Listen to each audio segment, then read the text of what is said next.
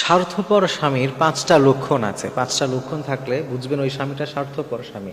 এর মধ্যে 1 নম্বর হচ্ছে, যেই স্বামী স্ত্রীর উপরে কোনোভাবেই সন্তুষ্ট হয় না, কোনো স্ত্রী যদি তার জন্য জীবনটাও দিয়ে দেয়, এরপরে ওই স্বামী ওই স্ত্রীর প্রতি সন্তুষ্ট না, যদি এরকম কারো খাসলত হয়, তাহলে বুঝবেন এটা ভালো স্বামী নয়, এটা স্বার্থপর স্বামী। এবং এরা আর যাই হোক নবীজির প্রকৃত মুমিন হতে পারবে না। কারণ হাদিসের মধ্যে নবীজি সাল্লাল্লাহু আলাইহি ওয়াসাল্লাম এমনভাবে বলেছেন যে আপনার যে আহাল হবে, পরিবার হবে, তাদের সাথে ভালো থাকাটা অনেক জরুরি। এজন্যই বিশ্ব নবী সাল্লাল্লাহু আলাইহি ওয়াসাল্লাম বলতেন, খয়রুকুম খয়রুকুম লি আহলি ওয়া আনা খয়রুকুম লি আহলি। বিশ্ব নবী বলতেন, যারা তার পরিবারের কাছে ভালো, যারা তার পরিবারের কাছে ভালো, তারা সত্যিকারের ভালো, আর আমি আমার পরিবারের কাছে সব থেকে ভালো।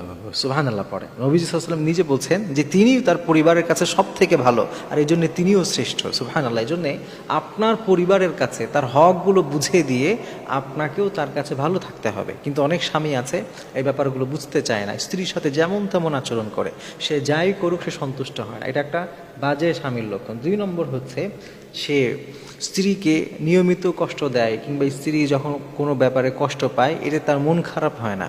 অনেক স্বামী এমন আছে, স্ত্রীর ভালো মন্দ দেখার তার সময় নেই, সে শুধু তারটা বুঝে যে আমারটা ঠিক আছে কিনা, আমার যেটা দরকার সেটা ঠিক আছে কিনা, স্ত্রীর কোনটা দরকার কোনটা দরকার না এটার ব্যাপারে সে কোনো খেয়াল করে না। মনে রাখবেন, এরা হচ্ছে স্বার্থপর স্ত্রী। এবং নবী সাল্লাল্লাহু আলাইহি ওয়াসাল্লাম এমন স্বামী হতে আমাদের বলেননি।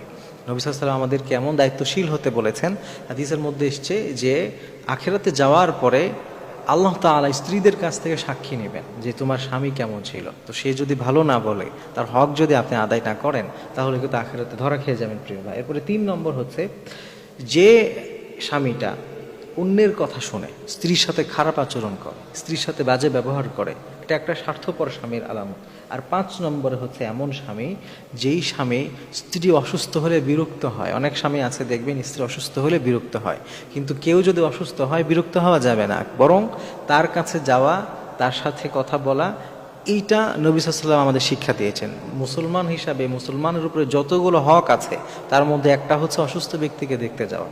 এজন্য এই 5 প্রকার স্বামী যারা, তারা কখনোই ভালো স্বামী হতে পারবে না, তারা হচ্ছে স্বার্থপর স্বামী।